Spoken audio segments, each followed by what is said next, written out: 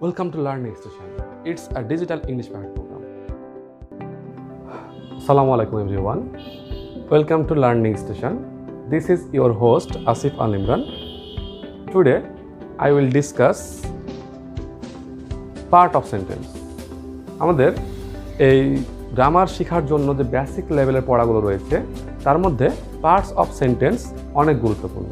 আমাদেরকে parts of speech শেখার আগে অবশ্যই পার্টস অফ সেন্টেন্স সম্বন্ধে একটা ভালো আইডিয়া রাখতে হবে, কারণ এটা না জানলে আমরা ফ্রি হ্যান্ড রাইটিং কখনোই ভালোভাবে পারফরমেন্স করতে পারবো না। এবং গ্রামারের যে অ্যাডভান্স লেভেলের পড়াগুলো রয়েছে সেগুলোতে ভালোভাবে সলভ করার জন্য, ভালোভাবে পড়ার জন্য অবশ্যই পার্টস অফ সেন্টেন্স পড়তে হবে। সো প্রথমে আমরা একটা সেন্টেন্স দেখব, ইটস হি রাইস, সে ভাত। ইটস হি রাইস, আসলে এটা সে ভাত খায়, কিন্তু এটা কি আসলে ঠিকভাবে লিখেছি? অ্যাকচুয়ালি আমার মনে হচ্ছে এটা ঠিক নাই, ভুল আছে। কারণ কি? কারণ হচ্ছে এখানে সেন্টেন্স লেখা হয়েছে বাট এখানে ওয়ার্ডগুলোর সিকোয়েন্স ঠিক নাই, ওয়ার্ডগুলো সঠিকভাবে সাজিয়ে লেখা হয়নি, যার জন্য ভুলটা হয়েছে। সো বুঝতে পারলাম এটা ভুল। তাহলে এটা সঠিকটা কি হবে? সঠিকটা হবে হি ইটস রাইস। সো শুধু সেন্টেন্সের মধ্যে ওয়ার্ড লিখলে হবে না, সেগুলোকে সুন্দরভাবে সিকোয়েন্স অনুযায়ী সাজিয়ে লিখতে হবে, তাহলে ঠিক হবে। তো আমরা বলতে পারি, এখন সেন্টেন্সের সংজ্ঞা দেখবো আমরা, দেখতে যে এই সম্বন্ধে একটু বিস্তারিত জেনে নিব। কয়েকটি অর্থপূর্ণ ওয়ার্ড পাশাপাশি সুবিন্যস্তভাবে বসে পরিপূর্ণ অর্থ প্রকাশ করলে তাকে সেন্টেন্স বলে। তাহলে বুঝতে পারলাম শুধু সেন্টেন্স লিখলে হবে না, এগুলোকে সাজিয়ে লিখতে হবে। যেমন হি ইটস রাইস, এখানে কয়েকটি অর্থপূর্ণ ওয়ার্ড পাশাপাশি সুবিন্যস্তভাবে বসেছে, যার জন্য সেন্টেন্সটা হয়েছে। ওকে, আমরা এখন দেখব সেন্টেন্সের অংশ কয়টা হয়। অ্যাকচুয়ালি সেন্টেন্সের অংশ হয় ফার্স্ট অফ অল দুইটা, সাবজেক্ট আর প্রেডিকেট। এই প্রেডিকেটের অংশ আবার চারটা, ভার্ব, অবজেক্ট, কমপ্লিমেন্ট আর একটা হচ্ছে অ্যাডভার্বিয়াল অ্যাডজেন্ট। তার মানে আমরা বুঝতে পারলাম সেন্টেন্সের অংশ সর্বমোট হচ্ছে কয়টা? পাঁচটা। এই পাঁচটা অংশ আমাদেরকে সঠিকভাবে জানতে হবে। সো আমরা এবার একটা ইম্পর্ট্যান্ট স্ট্রাকচার দেখে নেব। দেখুন স্ট্রাকচারে কী দেখানো আছে, যে ফার্স্ট অফ অল যখন আপনি একটা সেন্টেন্স লিখবেন, ফার্স্টে কী লিখবেন? অবশ্যই একটা সাবজেক্ট লিখবেন। তারপরেরটা কী লিখবেন? অবশ্যই ভার্ব লিখবেন। তারপরেরটা লিখতে পারেন অবজেক্ট, না হলে কমপ্লিমেন্ট, না হলে অ্যাডভার্বিয়াল অ্যাডজেন্ট, যে কোনো একটা লিখতে পারেন। ওকে, সো এই যে অবজেক্ট, কমপ্লিমেন্ট এবং অ্যাডভার্বিয়াল অ্যাডজেন্ট, এই তিনটাকে বলা আছে একসাথে এক্সটেনশন বা এক্সট্রা অংশ। So we can say every single sentence should follow the structure. প্রত্যেকটা সেন্টেন্সকে এই স্ট্রাকচার ফলো করতে হবে। তার মানে যখন আপনি ফ্রি হ্যান্ড রাইটিংয়ে একটা সেন্টেন্স লিখতে যাবেন, অবশ্যই ফার্স্টে কী লিখবেন? সাবজেক্ট, তারপরে ভার্ব, তারপর আপনি লিখতে পারেন অবজেক্ট, না হলে কমপ্লিমেন্ট, না হলে অ্যাডভার্বিয়াল অ্যাডজেন্ট। মেনলি এই পাঁচটা অংশই সেন্টেন্স তৈরি করতে ব্যবহৃত হয়ে থাকে। আমরা আজকে এই পাঁচটা অংশ সঠিকভাবে বোঝা এবং চেনার চেষ্টা করবো, please. So first of all আমরা দেখে নেব একটু ভার্ব। সো ভার্বের সঙ্গে চলে আসছে, দেখুন সেন্টেন্সের যে অংশে হওয়া, থাকা বা কাজ করা বোঝায় তাকেই ভার্ব বলে। সো হি ইটস রাইস, সে ভাত খায়, এখানে খাওয়া একটা কাজ, অর্থাৎ ইটস হচ্ছে এখানে ভার্ব। এখন দেখবো ভার্ব চেনার উপায়টা। ভার্ব চেনার উপায়টা দেখার আগে আমরা একটু আগে বললাম যে সিনেমা শুটিং করার সময় ডিরেক্টর বলেন রেডি 1 2 3 লাইট ক্যামেরা অ্যাকশন। অনুরূপভাবে ভার্ব চেনার সময় আমরা ওটাকে একটু চেঞ্জ করে বলবো ready 1 2 3 having being action. Having মানে থাকা, একটা সেন্টেন্সে যেখানে থাকা বোঝানো হবে সেটাই ভার্ব। বিং মানে হওয়া, একটা সেন্টেন্স যেখানে হওয়া বোঝানো হবে সেটাই ভার্ব। যেমন I am a student. Action মানে কাজ করা, একটা সেন্টেন্সে যেখানে কাজ করা বোঝানো হবে সেটা হবে ভার্ব। যেমন হি রিডস আ বুক, সে একটি বই পড়ে, এখানে পড়া একটি কাজ, এটা একটা অ্যাকশন বা এটা verb. So having, I have a pen, have হচ্ছে ভার্ব, অ্যাম হচ্ছে ভার্ব, রিডস হচ্ছে verb. So having being action, এই হলো ভার্ব চেনার উপায়। ওকে, আমরা এখন দেখে নেব সাবজেক্টটা কী এবং সাবজেক্ট চেনার উপায়টা কী হবে। ফার্স্ট অফ অল সাবজেক্ট সম্বন্ধে দেখে নেব। একটা বাক্যে যার সম্বন্ধে কিছু বলা হয় তাকেই সাবজেক্ট বলে।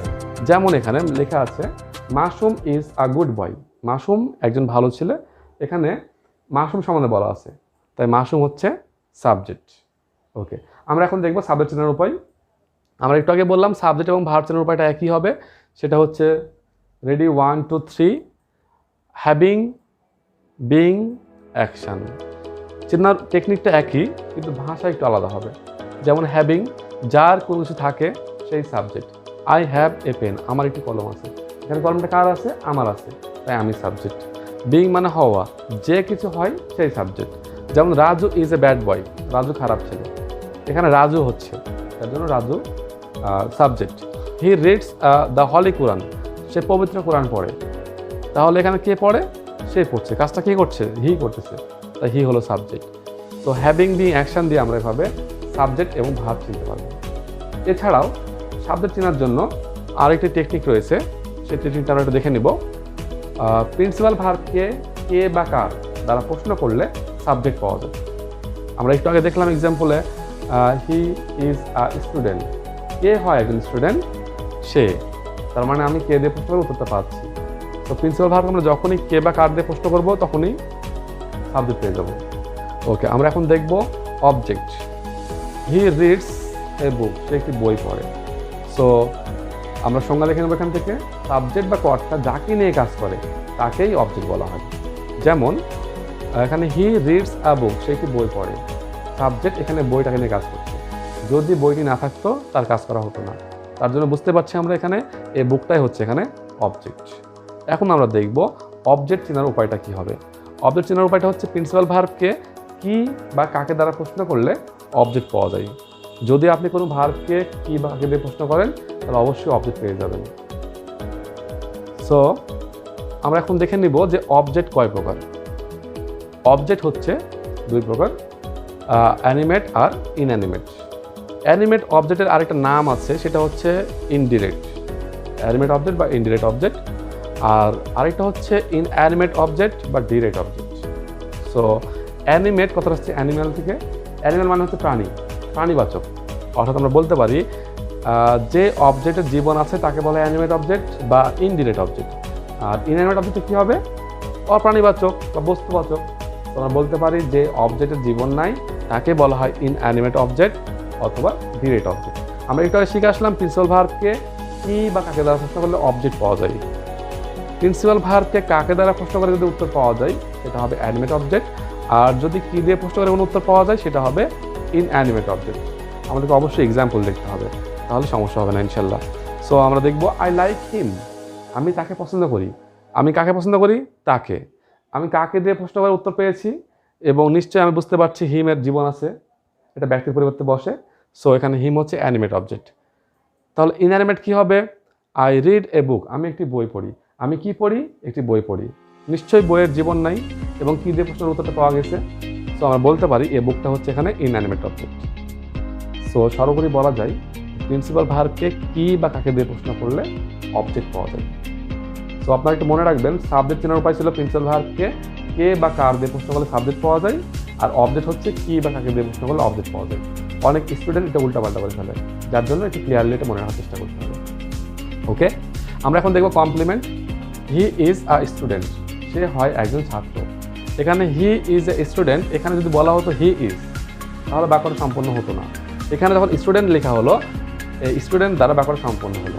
সো আমরা এখান থেকে এটা সংজ্ঞা দেখতে পারি, প্রেডিকেটের যে অংশে সাবজেক্ট এর গুণাগুণ বর্ণনা করা হয় বা সাবজেক্ট এর পরিচয় পাওয়া যায় তাকে বলা হয় কমপ্লিমেন্ট। সো এখানে স্টুডেন্ট হচ্ছে কমপ্লিমেন্ট, কারণ এটার সাহায্যে আমরা সাবজেক্টের পরিচয় পাচ্ছি। ওকে, আমরা এখন দেখব কমপ্লিমেন্ট চেনার উপায়। কমপ্লিমেন্ট চেনার উপায় হলো, প্রথমটাই দেখবো আমরা যেটা, কমপ্লিমেন্ট বাক্যকে কমপ্লিট করে। আসলে বাক্যটা অসম্পূর্ণ ছিল, যখন বলছিলাম হি ইজ তখন বাক্যটা অসম্পূর্ণ ছিল। যখন ওর পরে লাগালাম এ স্টুডেন্ট তখন বাক্যটা কমপ্লিট হয়ে গেল।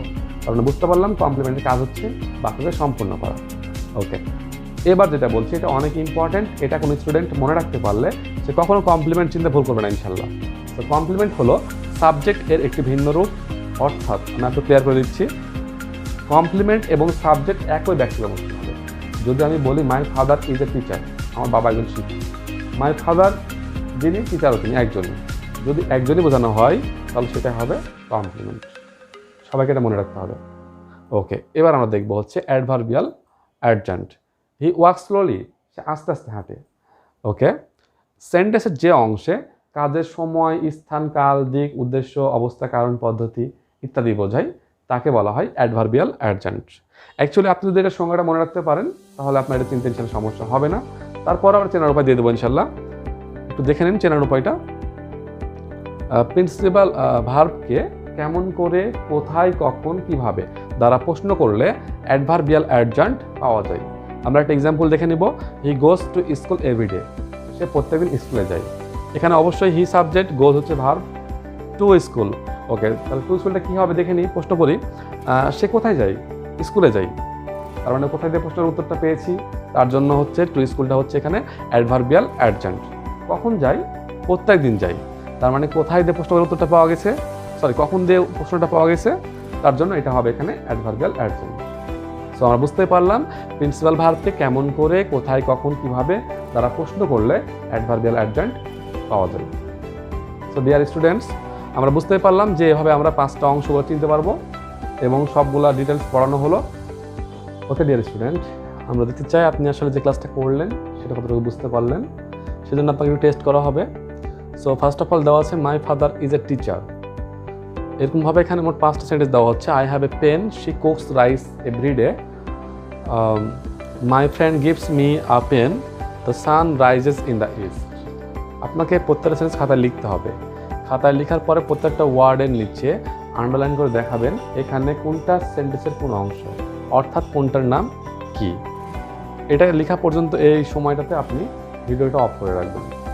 দিয়ে ভিডিও অফ করে রাখার পরে আপনি জাস্ট সলভ করে ফেলবেন। সলভ করার পরে আপনি আমার পরের ভিডিওর যে অংশটুকু আছে যেখানে আমি সলভ দিয়ে দেবো সেটা একটু দেখে নেবেন। যদি সব ঠিক হয় তাহলে আপনি পাস, 100% ভালো হয়েছে আপনার অবস্থা। সো দেখে নিই। হ্যাঁ, এটা টেনশনের কোনো কারণ নাই, আমরা সলভ দিয়ে দিচ্ছি এখন, দেখে নিন একটু। ওকে, সো ফার্স্ট সেন্টেন্স ছিল হচ্ছে মাই ফাদার ইজ এ টিচার। এখানে মাই ফাদার হচ্ছে সাবজেক্ট, ইজ হচ্ছে ভার্ব, এ টিচার হচ্ছে কমপ্লিমেন্ট। খেয়াল করে দেখুন, যিনি মাই ফাদার তিনি হচ্ছেন টিচার, তারপরে আমার বাবাই টিচার। এখানে একজনকে বোঝানো আছে, যার জন্য এটা হচ্ছে complement. Okay, I have a pen, এখানে আই সাবজেক্ট, হ্যাভ হচ্ছে ভার্ব, এ পেন হচ্ছে অবজেক্ট। আচ্ছা, এ পেন হচ্ছে কোন ধরনের অবজেক্ট বলুন তো? আচ্ছা, আমি বলেছি এ পেন হচ্ছে ইনঅ্যানিমেট অবজেক্ট। ওকে, নেক্সট 3 নাম্বারটা, she cooks rice everyday. She হচ্ছে সাবজেক্ট, কুকস হচ্ছে ভার্ব, রাইস হচ্ছে অবজেক্ট, এভরিডে অ্যাডভার্বিয়াল অ্যাডজেন্ট। এরপরে my friend gives me a pen. My friend হচ্ছে সাবজেক্ট, গিভস হচ্ছে ভার্ব, মি হচ্ছে object, a pen হচ্ছে এটাও অবজেক্ট। এখানে কোনটা কোন অবজেক্ট দেখে নিন একবার। এ মেন মি হচ্ছে অ্যানিমেট অবজেক্ট, এ পেন হচ্ছে ইনঅ্যানিমেট অবজেক্ট, কারণ পেনের জীবন নেই। আচ্ছা, আমরা এখন দেখে নেব 5 নম্বরটা। 5 নম্বর যেটা বলা আছে, the sun rises in the east. Sun হচ্ছে সাবজেক্ট, রাইজেস হচ্ছে ভার্ব, ইন দ্য ইস্ট হচ্ছে অ্যাডভার্বিয়াল অ্যাডজেক্ট। অ্যাকচুয়ালি এটা হচ্ছে অ্যাডভার্বিয়াল ফ্রেজ। আমরা কিছুদিন পরে আপনাদেরকে ফ্রেজ এবং ক্লজের একটা ক্লাস আমাদের এই চ্যানেলে আপলোড করে দেবো, যা আপনারা দেখতে পাবেন। ইংরেজির প্রত্যেকটা বিষয়কে আমরা খুব সহজভাবে উপস্থাপন করে থাকি এবং টেকনিক দিয়ে পড়ানোর চেষ্টা করি। দয়া করে আপনারা আমাদের চ্যানেলটি সাবস্ক্রাইব করে পরের ক্লাস পাওয়ার জন্য অপেক্ষা করবেন। ইনশাল্লাহ আমরা স্টেপ বাই স্টেপ সমস্ত ক্লাস এই চ্যানেলে আপলোড করে দেব। থ্যাংক ইউ আমাদের সাথে জয়েন করার জন্য, এখন থাকার জন্য সবাইকে অসংখ্য ধন্যবাদ। That's all about today's class. আল্লাহ হাফেজ।